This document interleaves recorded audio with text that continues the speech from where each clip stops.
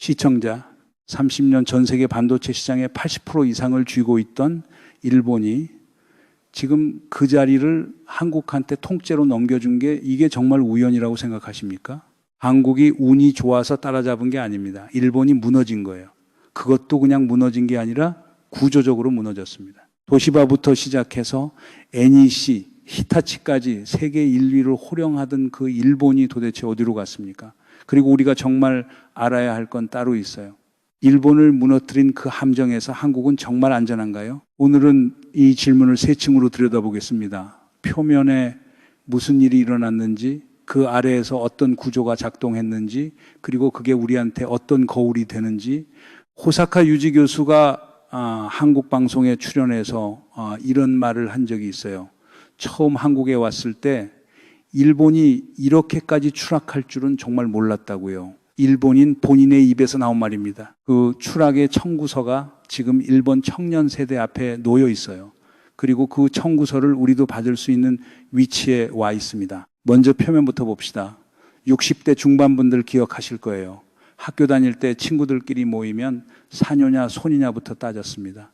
전자제품 사면 무조건 일본이었어요. 워크맨도 일본, 텔레비전도 일본, 카메라도 일본, 자동차도 일본, 일본을 좋아하든 싫어하든 일본 제품 쓰는 건 아무 문제도 없는 시대였습니다. 그게 30년 전 그림이에요. 지금은요, 일본 30대 중반 이전 세대는 좋았던 기억 자체가 없습니다.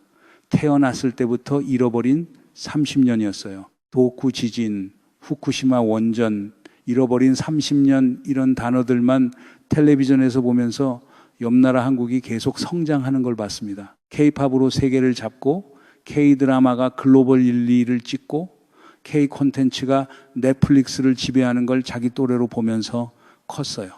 그러니까 이 세대한테는 일본은 왜 이렇게 못해라는 질문이 자연스러운 거예요. 호사카 교수가 이 분위기를 정확하게 짚었습니다. 일본 사람들이 한국을 부러워하는 정도가 아니라 자기 나라 정치에 화를 낸다고 해요. 왜 우리는 저렇게 못하느냐고요? 한국에 대한 시기심 이상으로 일본 내부에 대한 비판이 훨씬 더 많이 나오는 단계라는 겁니다. 옛날 토끼와 거북이 얘기 다들 아시잖아요. 거북이가 토끼를 추월했다는 그 얘기. 근데 지금 일어난 일은 그 얘기가 아닙니다. 토끼가 잠든 사이에 거북이는 결승선까지 가서 다음 마라톤 준비를 끝낸 상태예요. 토끼가 깨어났을 때 거북이는 이미 다른 종목에 출전하고 있습니다. 여기까지만 보면 결국 한국이 잘했고 일본이 못한 거다. 박수 한번 치고 끝낼 수 있겠죠. 근데 이게 그렇게 단순한 얘기가 아닙니다. 진짜 무서운 건 일본이 왜 못했는지에 있어요. 그리고 더 무서운 건 그 답이 한국한테도 거울이 될 수 있다는 겁니다. 반도체부터 들여다봅시다. 일본이 1980년대 후반까지만 해도 세계 반도체 시장의 넘버원이었어요. 도시바, NEC, 히타치, 후지스, 미쓰비시 이런 이름들이 세계 시장의 80% 이상을 잡고 있었습니다. 그때 한국 기업들은 그 시장에 발도 못 들이밀고 있었어요. 근데 80년대 후반부터 한국하고 대만이 반도체에 올인하기 시작합니다. 그것도 그냥 기업이 올인한 게 아니라 국가가 뒷받침했어요. 산업 정책으로 밀었습니다. 한국은 삼성을 비롯한 대기업들이 장기적으로 쭉 투자했고 경기가 안 좋아도 투자를 멈추지 않았어요. 대만은 TSMC에 국가가 사실상 보증을 섰고요. 일본은 어떻게 했냐? 호사카 교수의 설명을 빌리면 국가가 대기업한테 다 맡겼습니다. 그리고 일본 대기업들 입장에서 반도체는 자기들이 하는 여러 사업 중 하나였어요. 그러니까 경기가 안 좋아지면 반도체 투자를 줄이는 겁니다. 다른 사업 잘 팔리니까. 이번 사이클은 좀 쉬고 가자. 이런 의사결정이 자연스럽게 나왔어요. 이게 핵심입니다. 한국은 경기 안 좋을 때도 계속 투자했어요. 일본은 경기 안 좋을 때 빠졌습니다. 30년 동안 이게 반복되면 결과가 뭐가 나옵니까? 그 사이에 반도체 세계 1위 자리가 통째로 한국으로 넘어오는 거예요. 메모리 분야 세계 점유율 1위가 삼성전자, 2위가 SK하이닉스. 이게 지금 그림입니다. 여기서 한 가지 짚고 갈 부분이 있어요. 시장에 다 맡기면 다 잘 된다고 떠들던 사람들. 한국에도 많지 않았습니까? 정부가 산업정책 들고 나오면 시장 왜곡한다고 비난하던 매체들. 평생 일면 단골 메뉴였잖아요. 보수 주류 매체에서 매일같이 봐왔던 그 논조 말입니다. 근데 일본이 정확히 그렇게 했어요. 시장에 다 맡겼고 결과가 지금 우리 눈앞에 있습니다. 황금알 낳는 거위 얘기 다들 알고 계시죠? 그 거위를 죽이면 더 이상 알이 안 나오는데 일본 대기업들은 거위를 죽인 것도 아닙니다. 그냥 키울 생각을 안 한 거예요. 알 낳는 거위가 분명히 있었는데 사이클이 안 좋다고 사료를 안 줬어요. 30년 동안. 실제로 어떤 일이 일어났는지 한번 보세요. 도시바는 메모리 사업을 통째로 외국 자본에 팔았어요. 미국 베인 캐피털이 주도하는 컨소시엄에 넘겼습니다. 그게 키옥시아예요. 일본 1등이었던 메모리 회사가 일본 자본도 아니고 외국 자본 손에 넘어간 겁니다. 샤프도 통째로 대만 폭스콘에 팔렸어요. 한때 액정 패널 세계 1위였던 그 샤프 말입니다. 일본 전자산업의 자존심이 줄줄이 외국 자본에 넘어가고 있는데 일본은 막을 힘이 없었어요. 30년 전에 한국 기업들이 발도 못 들이밀던 그 일본 반도체 회사들이 지금은 자기 이름조차 지키지 못하는 단계에 와 있습니다. 근데 일본이 망한 게 산업 정책 부재 하나 때문은 아닙니다. 두 번째 함정이 있어요. 호사카 교수가 정확하게 짚었던 부분인데 일본 대기업들이 수직 통합 모델에 갇혔다는 거예요. 수직 통합이 뭐냐? 쉽게 말하면 설계부터 제조, 판매, 홍보, 부품 공급까지 다 한 회사 안에서 끝낸다는 겁니다. 모든 걸 자기가 해요. 도시바의 부품은 도시바의 제품에만 호환됩니다. 히타치 부품을 도시바 제품에 끼울 수가 없어요. 호환이 아예 안 됩니다. 자기들끼리도 안 돼요. 세계는 그 사이에 완전히 다른 방향으로 갔습니다. 수평 분업으로 갔어요. 설계만 하는 회사가 따로 있고 제조만 하는 회사가 따로 있고 부품은 전 세계에서 제일 좋은 걸 모아 쓰는 구조로 바뀌었습니다. 애플이 그 대표적인 예예요. 애플은 공장이 없어요. 일본 여러 기업의 좋은 부품을 모아서 새로운 제품을 만들어 팔았습니다. 일본 부품으로 일본을 추월한 거예요. 박지원 양반전에 나오는 그 양반 모습 떠올리시면 그림이 그려질 겁니다. 자기 신분에 갇혀서 자기 체면에 갇혀서 정작 살아갈 능력은 점점 잃어가는 그 양반 말이에요. 일본 대기업들이 정확히 그 양반 자리에 앉아 있었던 겁니다. 자기 부품, 자기 공장, 자기 유통 다 가지고 있는데 가질수록 못 움직이는 구조였어요. 한마디로 자충수를 둔 겁니다. 자기 손으로 자기 발을 묶고 있었던 거예요. 강해 보이려고 다 끌어안았는데 그게 결국 약점이 됐습니다.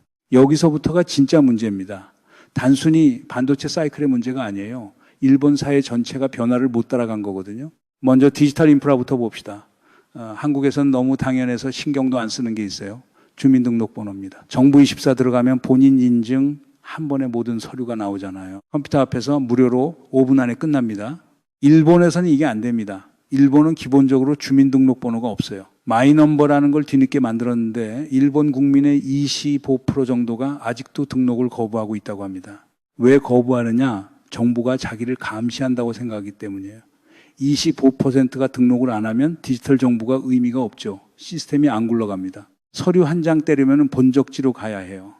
호사카 교수가 1995년에 통일연구원에 입사하면서 본적지에 가서 서류를 떼야 했다고 했습니다. 95년이에요. 30년 전입니다. 그리고 지금도 일본은 그때하고 거의 똑같다고 합니다. 편의점에서 팩스로 뗄 수 있기는 됐는데 유료고 편의점 운영 시간에만 됩니다. 그게 일본의 디지털 행정이에요. 심지어 인터넷이 안 통하는 지방이 아직도 꽤 있다고 합니다. 일본 지방에 가면 인터넷 자체가 안 들어가는 동네가 있어요. 2016년 얘기예요. 1996년 얘기 아닙니다. 그뿐이 아닙니다. 일본 회사 가보면 아직도 팩스 쓰고 있어요. 계약서를 팩스로 보냅니다. 그리고 도장 찍어야 됩니다. 도장 없으면 서류가 안 통해요. 한국은 전자서명이 표준이 된 지 오래잖아요. 신용카드 보급률도 일본은 한국보다 한참 떨어집니다. 일본은 아직도 현금 사회예요. 호사카 교수 본인이 인터뷰에서 그랬어요. 일본 사람들은 지금도 지갑에 현금 들고 다닌다고요. 한국에서는 지갑 자체를 안 들고 다니는 사람들이 점점 많아지는데 말이죠. 그러면 일본은 왜 이걸 못 바꿉니까? 호사카 교수가 정확하게 짚었어요. 일본 사회의 리더십이 노화됐기 때문입니다. 정년이 60세에서 65세로 늘어났고 위에는 60대, 70대가 빽빽이 앉아 있어요. IT가 뭔지 AI가 뭔지 클라우드가 뭔지 이해를 못합니다. 아래에서 새로운 얘기를 가져와도 위에서 결제가 안 나요. 이해를 못하는데 결제를 어떻게 하겠습니까? 한국은 어땠습니까? 한때는 40대면 회사 떠난다는 얘기가 살벌하게 돌던 시절이 있었잖아요. 그게 좋다는 얘기가 아니라 한국 사회는 일찍부터 세대를 바꾼다는 압력이 있었다는 겁니다. 그 결과로 빠른 의사결정 구조가 만들어졌어요. 그리고 한 가지 더 짚어볼 게 있습니다. 한국이 디지털 정부를 깔고 전자정부를 만들고 정부24를 만들고 이게 그냥 자동으로 된 일이 아니에요. 누군가가 그 결정을 내렸습니다. 어떤 시기에 어떤 정부가 어떤 방향성으로 그 인프라를 깔았는지 시청자 여러분이 한번 짚어보시면 답이 나옵니다. 그냥 한국이 운이 좋았던 게 아니에요. 근데 지상파 뉴스에서 주류 매체 일면에서 일본 본받자 도쿄가 부럽다는 얘기는 평생 들어보셨을 겁니다. 정작 일본 정부 청사에서는 한국 정부24를 벤치마킹하고 있어요. 그런 보도 보신 적이 있으십니까? 거의 없죠. 왜 없을까요? 이게 핵심입니다. 문제는 여기서부터입니다. 진짜 그림은 이 다음에 나옵니다. K-팝, K-드라마, K-콘텐츠가 세계를 어떻게 잡고 있는지는 이제 다 아는 얘기예요. 그래서 거기는 짧게 가겠습니다. 더 흥미로운 부분이 있거든요. 생활문화입니다. 호사카 교수가 직접 강조한 부분인데 일본 사람들이 한국 카페 문화에 감동한다고 해요. 일본 카페는 거의 비슷비슷합니다. 사이즈도 정해져 있고 메뉴도 정해져 있고 인테리어도 정해져 있어요. 그런데 한국 카페는 카페마다 개성이 강합니다. 컬러, 분위기, 메뉴, 다양성 다 다르고요. 사이즈는 크고 가격은 일본 사람들이 느끼기에 30% 정도 싸다고 합니다. 그뿐이 아닙니다. 횡단보도에 그늘막 설치하잖아요. 한여름에 신호 기다리면서 햇볕 안 맞게 하는 거. 겨울에는 버스 정류장 의자가 따뜻하게 데워지고요. 호사카 교수도 이런 게 사실은 일본에서 먼저 시작돼야 되는 부분 아니냐는 식으로 말한 적이 있어요. 일본인이 한 말입니다. 일본 사람들이 한국 와서 이걸 보고 자기 지자체에 화를 냅니다. 왜 우리 동네는 세금 어디 쓰고 있냐고요? 호사카 교수 표현으로 한국은 세밀하고 빠른 행정이에요. 사람을 보면서 움직이는 행정입니다. 한국에 와본 일본 관광객들이 가장 놀라는 게 뭔지 아십니까? 지하철 좌석 옆에 휴대폰 충전단자 깔려 있는 거예요. 식당 테이블에 무선 충전기 있는 거, 카페에 와이파이, 무료의 비밀번호도 없는 거. 이런 작은 디테일이 일본에는 거의 없다고 합니다. 일본 카페에서는 와이파이 쓰려면 점원한테 비밀번호 물어봐야 하고 그것도 일시간 제한 걸려 있는 경우가 많아요. 한국에서 너무 당연한 게 일본 사람들 눈에는 미래 도시 같은 풍경입니다. 그리고 편의점, 세븐일레븐 원래 일본 시스템입니다. 일본이 편의점에서 한참 앞서갔어요. 근데 지금 CU를 비롯한 한국 편의점이 일본을 추월했어요. 인터넷 플랫폼도 마찬가지입니다. 야후가 한국 시장에서 실패했어요. 네이버, 다음이 완전히 제쳤습니다. 흥부와 놀부 얘기 다들 아시잖아요. 다른 사람의 좋은 거 받아들여서 박을 키우는 게 흥부고 자기 거 고집하다가 박 갈라서 도깨비 만나는 게 놀부예요. 솔직히 까놓고 말하면 옛날에 일본이 잘했던 게 외국 거 받아서 일본식으로 가공하는 거였습니다. 워크맨이 그랬고 가전이 그랬고 자동차가 그랬어요. 근데 지금은 한국이 그걸 너무 잘합니다. 일본 편의점 받아서 한국 편의점으로 바꿔버려요. 일본 카페 받아서 한국 카페로 바꿔버려요. 일본이 잘하던 그 능력이 통째로 이쪽으로 넘어온 거예요. 여기서 한 가지를 짚고 가야 합니다. 일본의 추락의 기술 부족 때문이 아니에요. 일본 엔지니어들이 못해서가 아닙니다. 일본 기업이 자본이 부족해서도 아니에요. 일본이 사람이 부족한 것도 아닙니다. 일본이 무너진 건 기술이 부족해서가 아닙니다. 변화를 거부했기 때문이에요. 이게 핵심입니다. 자기 시스템을 못 바꿔서 자기 폐쇄성을 못 깨서 자기 노화된 리더십을 못 바꿔서 무너진 겁니다. 강해 보이려고 다 끌어안고 자기 거 다 지키려고 안 바꿨는데 그게 결국 약하게 만든 거예요. 오프닝에서 던졌던 그 그림 다시 떠올려 보십시오. 30년 전 세계 반도체 80%를 가져갔던 일본이 지금 그 자리를 한국한테 넘긴 그림, 그게 그냥 한국이 잘했다는 얘기가 아니었어요. 변화를 거부한 사회가 얼마나 큰 비용을 치르는지를 보여주는 청구서입니다. 30년치 청구서예요. 그리고 그 청구서를 받는 사람은 일본 대기업 회장이 아닙니다. 일본 청년이에요. 일본 평범한 가정입니다. 항상 그렇거든요. 윗선이 안 바꾼 비용은 결국 아래로 내려갑니다. 변화 거부가 뭡니까? 종신 고용제도 못 깬 거예요. 연공 서열 못 깬 거예요. 신입 사원이 새로운 얘기를 해도 결국 윗선의 도장이 찍혀야 하는 구조, 그걸 못 깬 겁니다. 한번 짜놓은 시스템을 30년 동안 그대로 끌고 갔어요. 그 사이에 세상은 모바일로 바뀌고 클라우드로 바뀌고 인공지능으로 바뀌었는데 일본 대기업의 회의실 풍경은 1995년 그대로였습니다. 회의에서 결정 안 나면 다음 회의로 미루고 그 회의에서도 결정 안 나면 또 미루고 일본인들이 자기들 농담으로 회의를 위한 회의라고 부르는 게 있어요. 그게 일본 대기업의 일상입니다. 여러분이 살아오면서 어렴풋이 느꼈던 그 감각 있을 거예요. 왜? 우리나라 주요 매체들은 평생 일본 본받자 했지. 정작 일본이 한국 벤치마킹 한다는 얘기는 왜 안 했지? 그 감각 정확했던 겁니다. 그 매체들이 본받자고 했던 일본은 사실은 한국 카페 사이즈 보고 부러워하는 일본이었어요. 한국 정부24 보고 한숨 쉬는 일본이었습니다. 그런데 그 부분은 지면에 안 실립니다. 왜 안 실릴까요?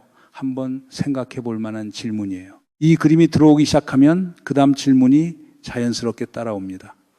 그러면 한국은요? 한국은 정말 안전합니까? 일본을 무너뜨린 그 함정 변화, 거부, 노화된 리더십, 폐쇄성, 이게 정말 한국 사회에는 없는 함정인가요? 호사카 교수가 인터뷰 도중에 한마디 던졌는데 그게 사실 가장 무서운 대목이었어요. 한국도 잘못하면 일본의 미래가 한국의 미래가 될 수 있다고 했습니다. 일본인 학자가 한국에 정착한 분이 한국 보고한 말이에요. 수치부터 봅시다. 일본은 지금 65세 이상 인구가 30%예요. 10년 뒤에는 75세 이상이 30%가 됩니다. 인구의 3분의 1이 75세 이상인 사회 상상이 가십니까? 그게 일본의 다음 10년이에요. 한국은요, 한국 출산율은 0.7대를 오르내리고 있어요. 고령화 속도는 세계에서 가장 빠릅니다. 일본보다 더 빨라요. 청년 일자리는 압박받고 있고 부동산은 막혀 있고 결혼율은 떨어지고 있습니다. 수치 한 번 더 짚어보겠습니다. 통계청 발표에 따르면 한국 인구는 2020년에 정점을 찍고 이미 줄어들기 시작했어요. 그 아래에서 받쳐줘야 할 청년 세대가 점점 적어지는데 일자리는 또 막혀 있습니다. 한국 가구 자산의 70% 이상이 부동산에 묶여 있다는 통계도 있어요. 일본의 잃어버린 30년이 시작된 이유 중 하나가 정확하게 부동산 거품 붕괴였습니다. 그 그림이 지금 우리 발밑에도 깔려 있어요. 우물 안개구리 시야로 30년 보낸 게 일본이라고 했을 때 한국이 같은 우물에 안 빠진다는 보장 누가 해줄 수 있겠습니까? 자동으로 안 빠지는 게 아니에요. 누군가 적극적으로 막아야 안 빠집니다. 그리고 여기서 가장 중요한 질문이 나옵니다. 일본을 무너뜨린 핵심이 변화 거부였다면 지금 한국에서 변화를 거부하는 세력은 누구일까요? 누가 현상 유지를 원하고 누가 구조 개혁을 원하는지 한번 짚어보시면 그림이 그려집니다. 12.3 그 새벽에 일어났던 일이 왜 일어났는지 그 답이 이 질문과 같은 자리에 놓여 있어요. 여기서 더 들어가지는 않겠습니다. 시청자 여러분이 더 잘 아실 거예요. 그저 한 가지만 말씀드리면 일본의 그림이 그냥 옆 나라 얘기가 아닙니다. 우리 자신을 비추는 거울이에요. 마지막으로 한 가지만 더 짚고 마치겠습니다. 안중근 의사의 동양평화론이 있죠. 안중근 의사는 일본을 미워하지 않았어요. 일본 침략주의를 비판했지 일본 자체를 비판한 게 아니었습니다. 한중일이 이웃처럼 잘 살길 바라셨어요. 지금 한일 관계가 정치 군사 문제만 빼면 상당히 좋아졌습니다. 반도체에서 일본은 소부장이 강하고 한국은 메모리가 강해요. 협력하지 않으면 둘 다 못 가는 구조입니다. 문화도 양쪽이 서로의 것을 받아들이고 있고요. 근데 호사카 교수가 마지막에 던진 한마디가 있어요. 지금 한일 관계가 좋아진 건 미국, 중국, 북한 같은 공동의 압박이 있어서 가능한 측면이 크다고 합니다. 그 압박이 사라지면 다시 어디로 갈지 모른다고요? 정확한 분석입니다. 일본은 자기 길을 못 바꿨습니다. 30년 동안 그대로였어요. 그러면 한국은요? 한국은 같은 함정 앞에서 정말 다른 선택을 할 수 있을까요? 누가 그 선택을 맡고 있고 누가 그 선택을 밀고 있는지 그 답이 결국 우리 다음 10년을 정합니다. 이 흐름이 어디로 가는지 같이 추적하고 싶으시다면 구독 한번 눌러주십시오. 일본의 그림이 한국의 거울이 되는 그 순간 다음 국면을 놓치지 않으시려면 알림 설정도 같이 부탁드립니다. 여러분들 이 사안을 어떻게 생각하십니까? 여러분들의 견해를 댓글로 많이 남겨주시기 바랍니다. 감사합니다.